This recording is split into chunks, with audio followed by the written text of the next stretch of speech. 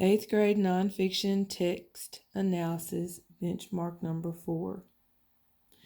Read the passage, then answer the question that follow. Hispanic Heritage Month aims to embrace many different traditions. First, I will read Celebrating All Americans' Hispanic Heritage. From September 15th through October 15th, we celebrate the histories, cultures, and contributions of Americans whose ancestors come from Spain, Mexico, the Caribbean, and Central and South America. Who is Hispanic? Hola, ¿cómo estás? Hispanic, people who speak Spanish as their first language.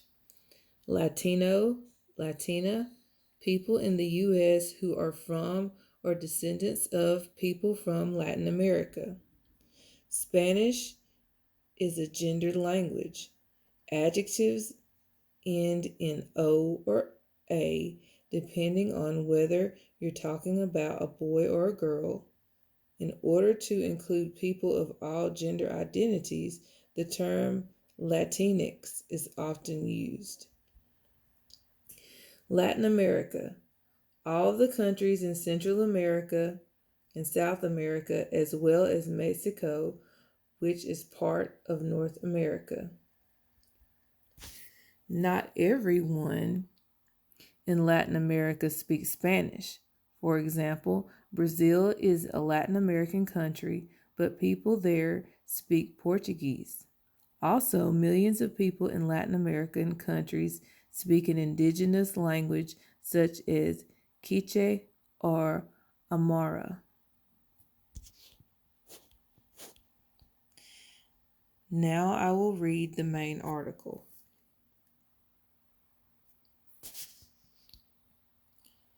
As students at Alpha Cindy Avicia High School, San Jose, California, begin the new school year, 5 students walked into a classroom. They were not there to take a class or study. The Hispanic students had gathered to talk about Hispanic Heritage Month, which starts September 15th. After introductions, the conversation began. Do you know what Hispanic Heritage Month is?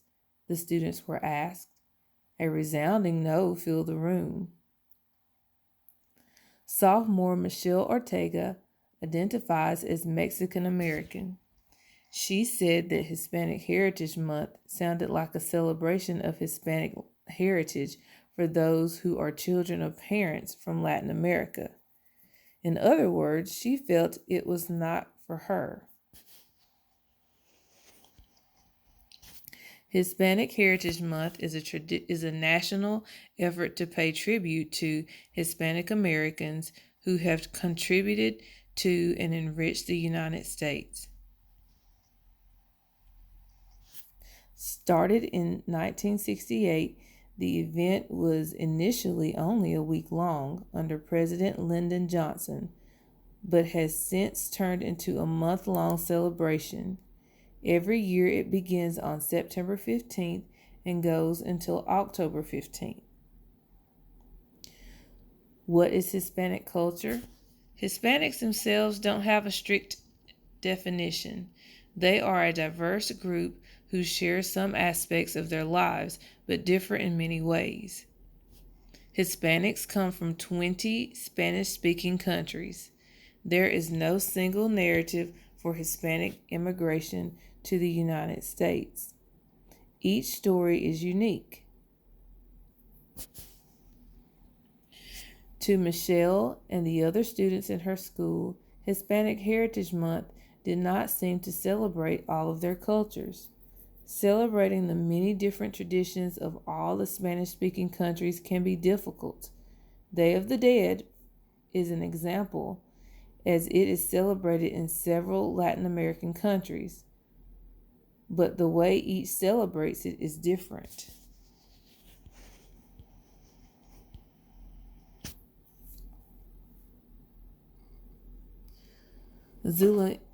Zuleima Ponce is from El Salvador. She says that The Day of the Dead is not celebrated there like it is in Mexico. It is more a somber affair. The colorful altars and lively skull-filled festivities are scaled down to a simple cemetery visit to leave roses. The students echo a common feeling among most Hispanics in the United States.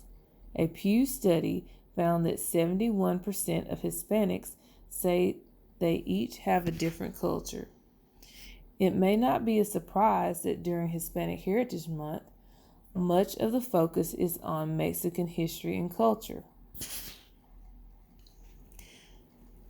The United States has a history with its southern neighbor that goes back more than 2 centuries.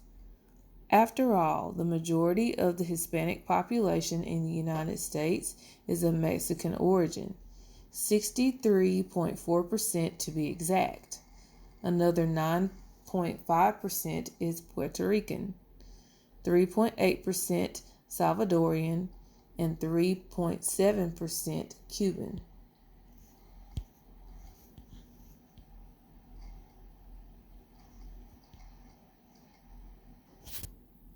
Where is Spanish an official language? Paraguay in South America has 2 official languages, Spanish and Guarani, an indigenous language. Brazil is in Latin America, but its official language is Portuguese, not Spanish. Equatorial Guinea is the only Spanish-speaking country outside Spain in Latin America. It is in Africa.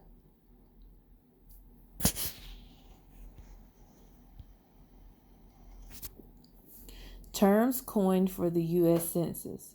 The terms Hispanic and Latino can be confusing because they are often used interchangeably. Hispanic refers to Spanish-speaking individuals, including those from Spain and most of the communities in South America, with a few exceptions.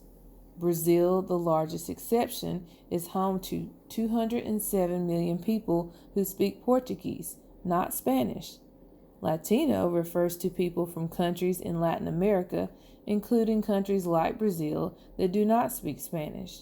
It does not, however, include all Spanish speakers, such as people who come from Spain. Both of the terms were coined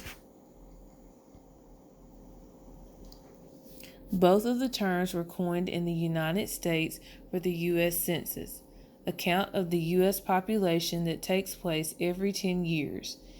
In 1976, U.S. Congress passed a law that created the terms Hispanic and Latino to make it easier for the Census Bureau to collect the information of U.S. residents of Mexican, Cuban, Puerto Rican, Central American, South American, and European descent.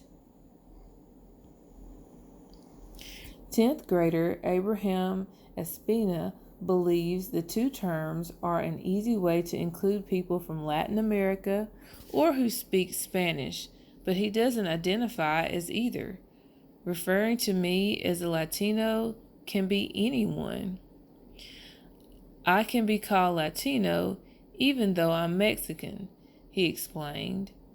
None of the students call themselves Latino or Hispanic, and 10th grader Cesar Lopez identifies himself as Honduran. The Spanish language comes from the Spanish conquistadors. It is one thing Hispanics have in common. Although different regions speak differently, Cesar speaks about his experience while making his journey to the United States.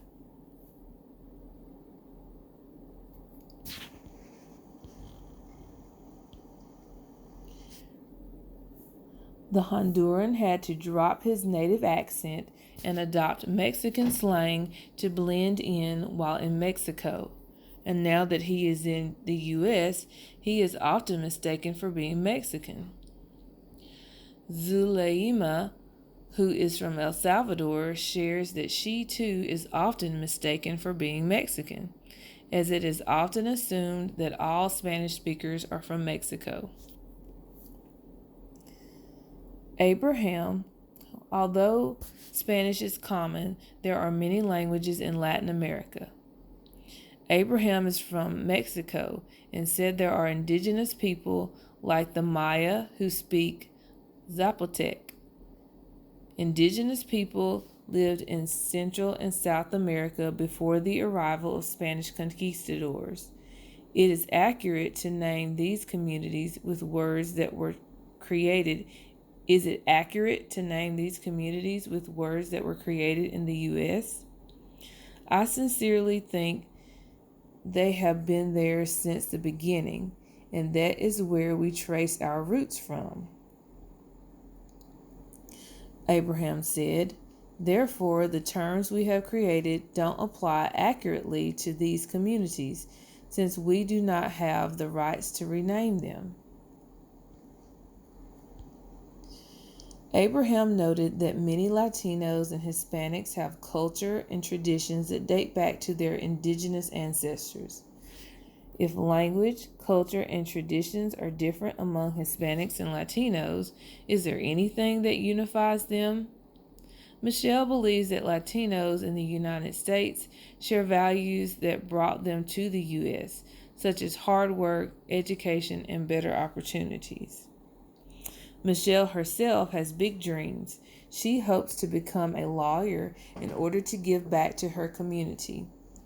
Other students hope to pursue engineering, criminology, veterinary medicine, and professional soccer. Learning a new language can be difficult. Students who speak English with an accent can be subject to ridicule, and Zulema and Cesar said other students have made fun of them.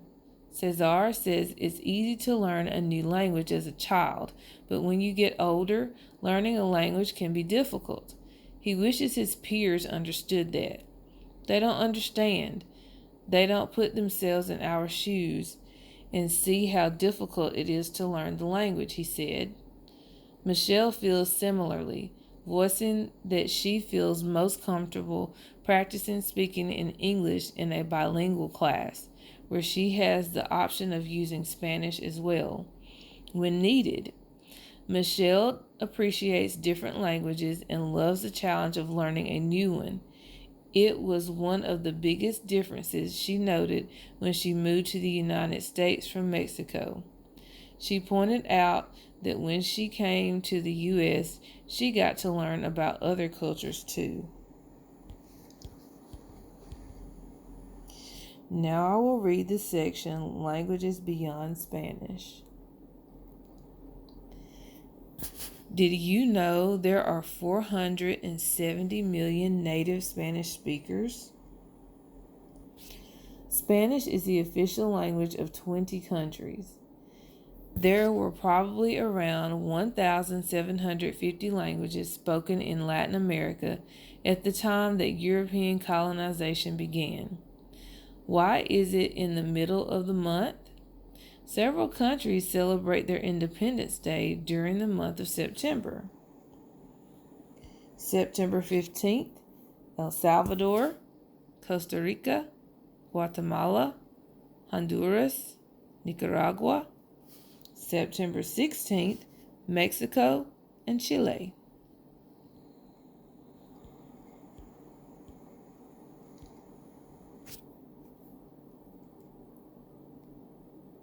Hispanic Heritage Month begins on September 15th to mark the Independence Days of Costa Rica, El Salvador, Guatemala, Honduras, and Nicaragua. On September 16th, Mexico celebrates its independence. On September 18th, Chile celebrates its independence. On October 12th, Columbus Day is celebrated in the United States. Some Spanish-speaking countries, such as Argentina, Ecuador, El Salvador, Mexico, and Venezuela, celebrate their culture instead of honoring the Italian explorer who colonized the region. Pause the video and answer your questions for this section. You should answer question 1, 2, and 3.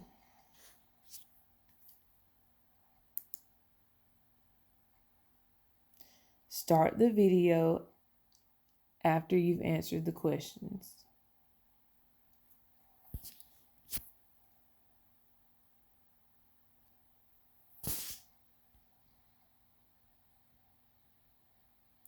Now I will read you the next passage. Passage number 1.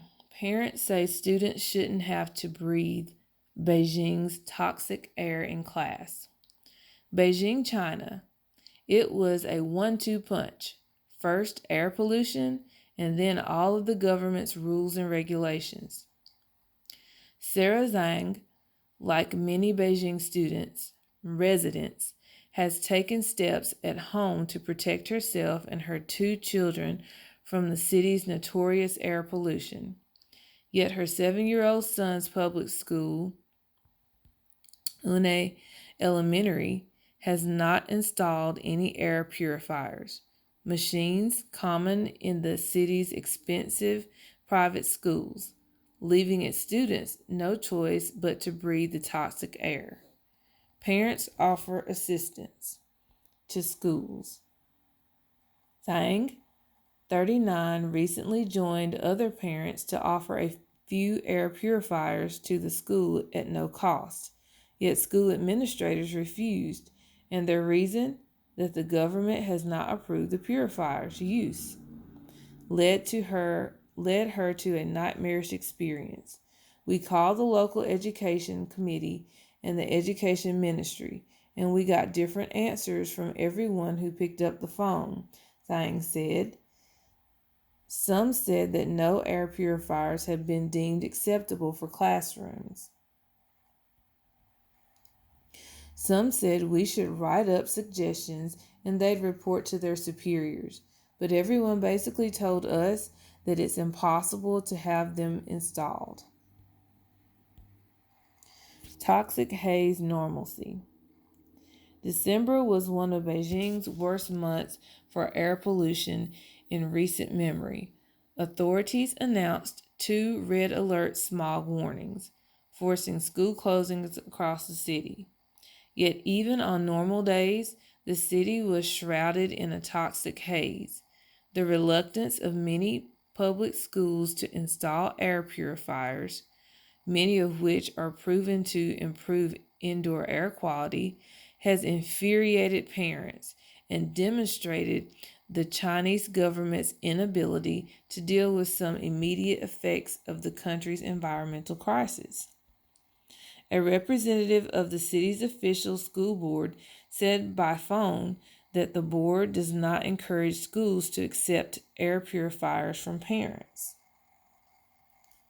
We encourage schools to suspend classes on heavy pollution days, the representative said. We're working with the Ministry of Education and experts from Tsinghua University on what kinds of air purifiers are fit for schools, and we'll come up with a citywide plan for air purifiers in schools, she said. This is not just a job for the Ministry of Education. It also involves the State Administration of Work Safety and the Ministry of Environmental Protection. She did not say when the plan would be implemented, and she hung up before giving her name. Study says smog is killing people. Experts say China's air pollution takes a tremendous toll on human health. According to a 2013 study in the British medical journal Lancet, 350,000 to 500,000 people in China die prematurely every year because of smog. The nation's air quality has become so terrible that many government departments have installed air purifiers in their offices, all paid for with taxpayers' money. According to an editorial in the state-run Global Times newspaper, public officials are apparently more important than children. Few, if any, public schools in China are equipped with air purifying machines, despite the fact that public schools are funded by taxpayers. An employee at a state-owned enterprise said her 18-year-old stepdaughter's school had not yet installed air purifiers. She said after the recent smog siege, she decided to soon move her family to Hainan, an island in China's deep south.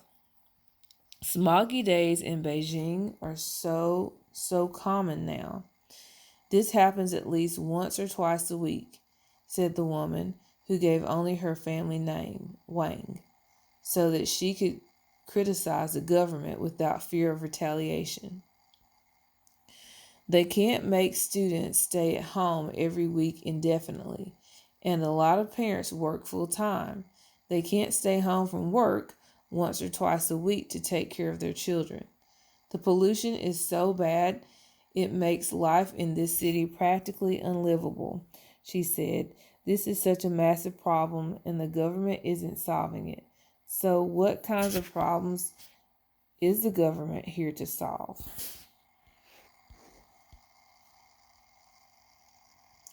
Pause the video and answer questions 4, 5, 6.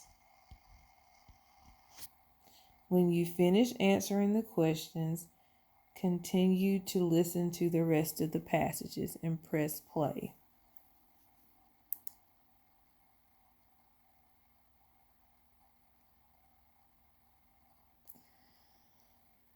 Passage number 2.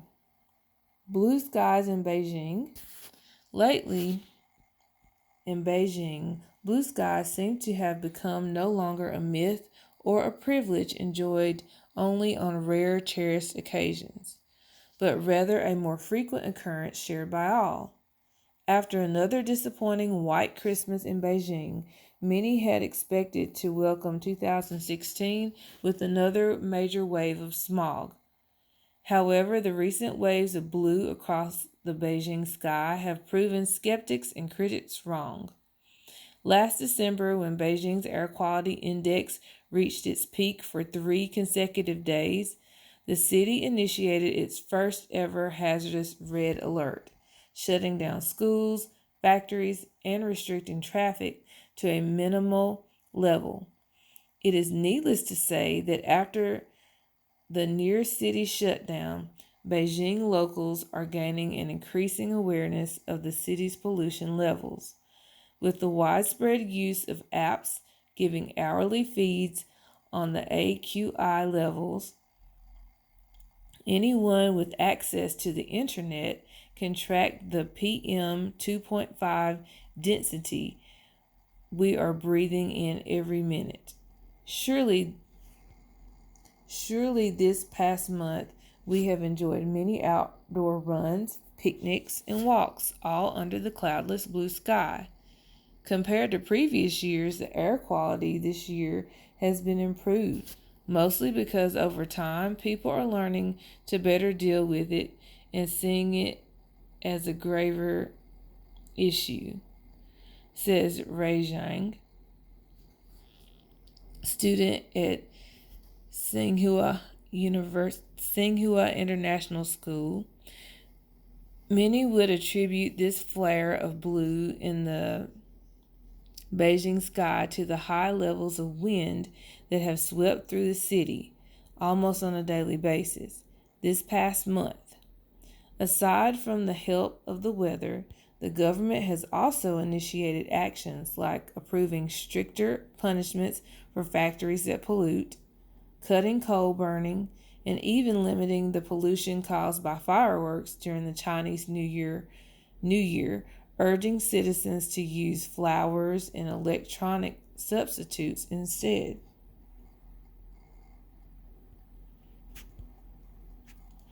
I think we've seen a very modest improvement in the number of blue air days.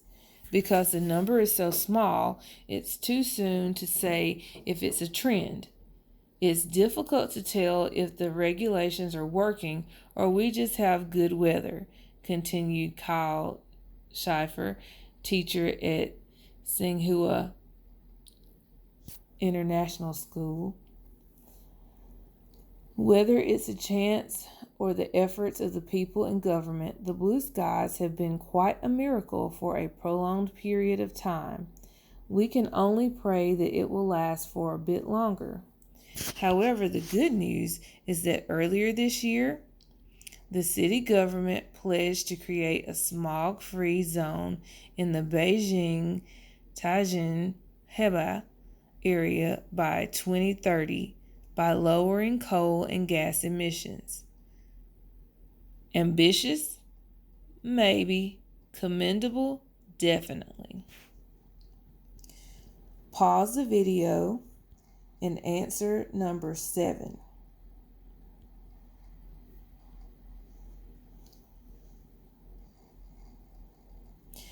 You should have answered number 7 and press play again. I will read the next passage. Passage 1. In our digital world, are young people losing their ability to read emotions? By Stuart Walpert. Children's social skills may be declining as they have less time for face-to-face interaction due to their increased use of social media, according to a UCLA psychology study. UCLA scientists found that 6th graders who went 5 days without even glancing at a smartphone, television, or other digital screen did substantially better at reading human emotions than 6th graders from the same school who continued to spend hours each day looking at their electronic devices.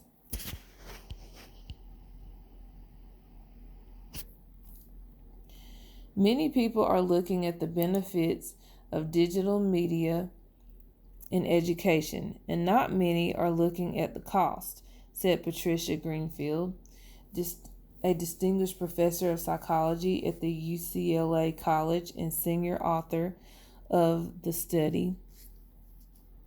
Decreased sensitivity to emotional cues, losing the ability to understand the emotions of other people, is one of the costs.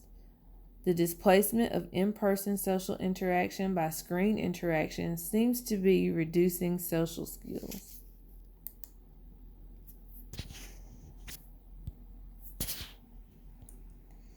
The research will be in the October print edition of Computers in Human Behavior and is already published online.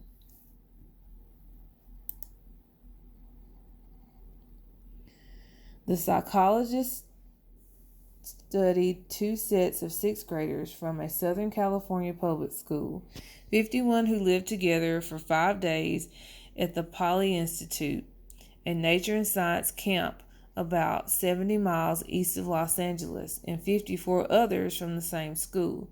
The group of 54 would attend the camp later after the study was conducted.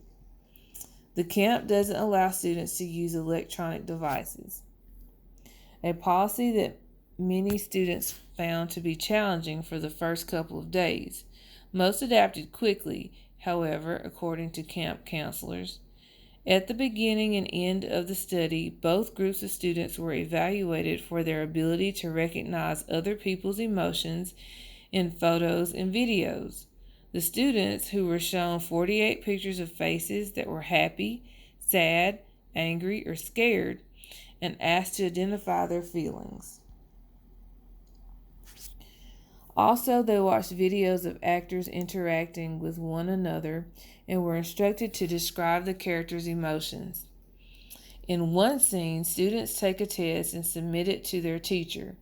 One of the students is confident and excited, and the other is anxious. In another scene, one student is saddened after being excluded from a conversation. The children who had been at the camp improved significantly over the 5 days in their ability to read facial emotions and other nonverbal cues to emotion, compared with the students who continued to use their media devices. Researchers tracked how many errors the students made while attempting to identify the emotions in the photos and videos.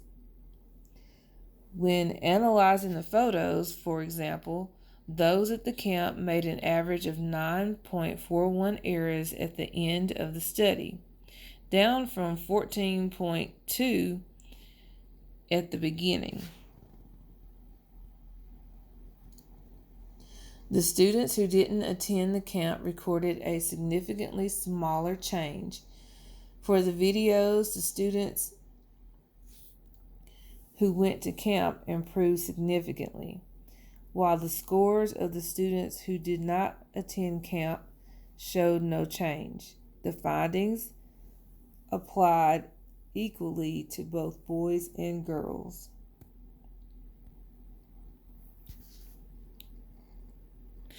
You can learn nonverbal emotional cues from a screen in the way you can learn it from face-to-face communication, said lead author Yalda Ulms, a senior researcher with the UCLA's Children's Digital Media Center, Los Angeles. If you're not practicing face-to-face communication, you could be losing important social skills.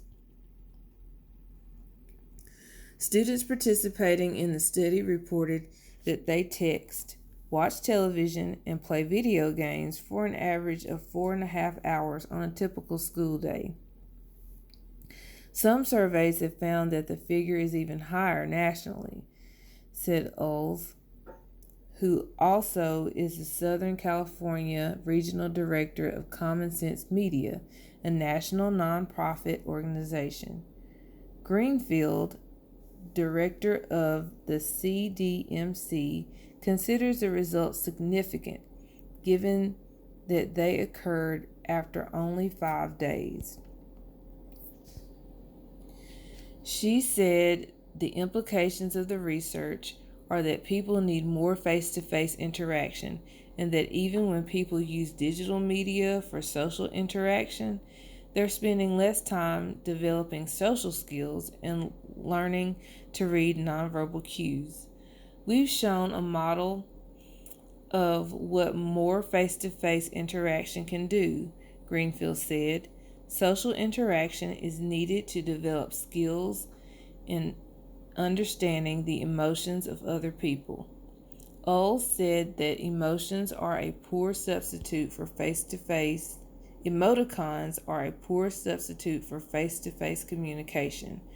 We are social creatures. We need device-free time.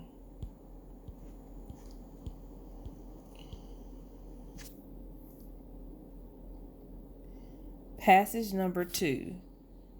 Study Kids Can Learn as Much from Sesame Street as from Preschool by Jim Tankersley. New York. Most Americans born since the mid-1960s have a favorite Sesame Street skit. Jennifer Cotler Clark watched hers on a black and white television set in her family's Bronx apartment. There were 2 aliens. One of them had long arms that didn't move, while the other had short, moving arms. The aliens wished to eat apples from a tree, and they succeeded after a couple of minutes by working together. "Let's call this cooperation," one of them says. "No," the other replies. "Let's call it Shirley." Clark grew up to be the show's vice president for research and evaluation, and she has long believed that the program's laughs and lessons stick with children. Now, landmark academic research appears to back her up. The most authoritative study ever done on the impact of Sesame Street, to be released Monday, finds that the famous show on public TV has delivered lasting educational benefits to millions of American children. Benefits as powerful as the ones children get from going to preschool. The paper from the University of Maryland's Melissa Kearney and Wesley College's Philip Levine finds that the show has left children more likely to stay at the appropriate grade level for their age, an effort that is particularly pronounced among boys, African Americans, and children who grow up in disadvantaged areas. After Sesame Street was introduced, children living in places where its broadcast could be more readily received saw a 14% drop in their likelihood of being behind in school. Levine and Kearney note in their paper that a wide body of previous research has found that Head Start, the pre-kindergarten program for low-income Americans, delivers a similar benefit.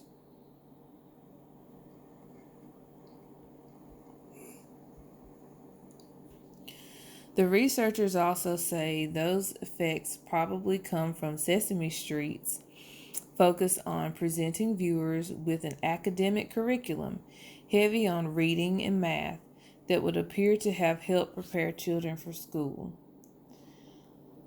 While it might seem implausible that a TV show could have such effects, the results build on Nixon-era government studies that found big short-term benefits in watching the show, along with years of focus group studies by the team of academic researchers who helped write Sesame Street scripts.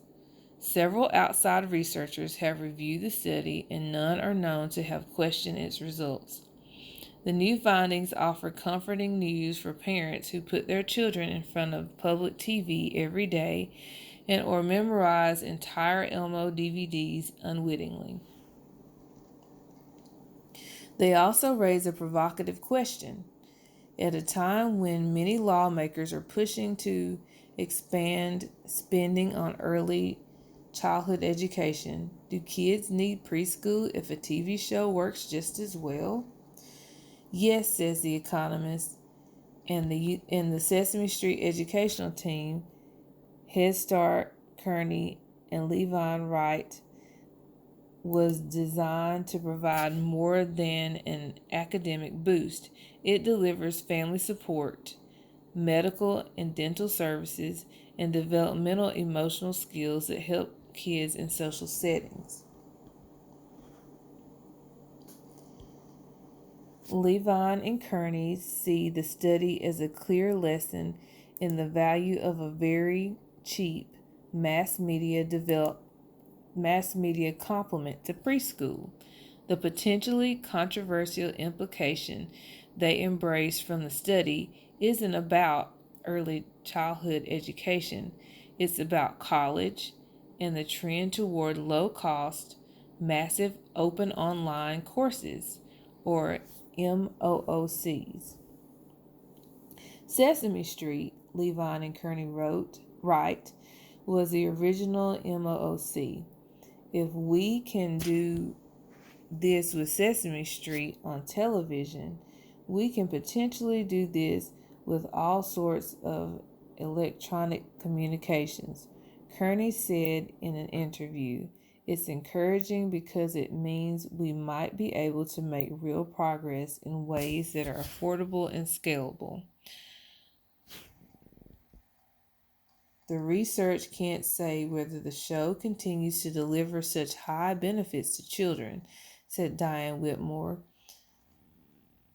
Skanzbach, an economist in Northwestern University's School of Education and Social Policy, who has read drafts of the paper and given feedback to the authors. But, she said, it clearly shows the importance of childhood education, which is really having its moment right now. This study was brought to you, so to speak, by the letters U, H, and F. Sesame Street debuted in 1969 with a diverse cast of humans and brightly colored fuzzy Muppets, including Oscar the Grouch, Bert and Ernie, and of course, Big Bird. It was the country's first explicitly educational children's program, and it was an immediate hit. In the early 1970s, 1/3 of all American toddlers watched it.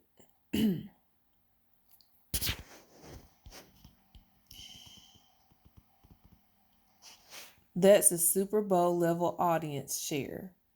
But it's even more striking because another third of the nation's toddlers couldn't have watched the show if they wanted to. They didn't have the right antenna to tune in to their local public television station.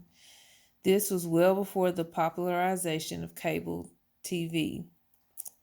TV broadcasts arrived over the air on two different kinds of signals. The higher quality signal was known as VHF, or channels 1 to 13 on a standard TV set.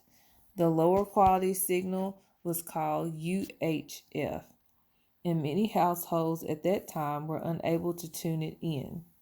By a quirk of federal licensing, the public broadcasting channels in many major cities, including New York and Boston, aired on VHF channels, while others, including Los Angeles and Washington, aired on UHF.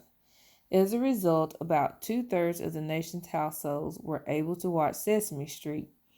The other third weren't. Levine read about that divide in early 2014. He realized it was a sort of rare natural experiment that economists live for. Two groups of people, divvied up by fate and the Federal Communications Commission, who could be compared over time to see whether there was a difference in their educational outcomes. Now you should answer questions 8, 9, and 10.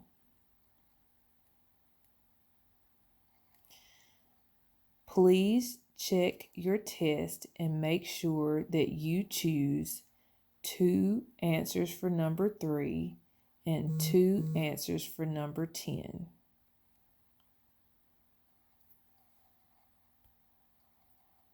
Again, please answer 2 for number 3 and 2 answers for number 10.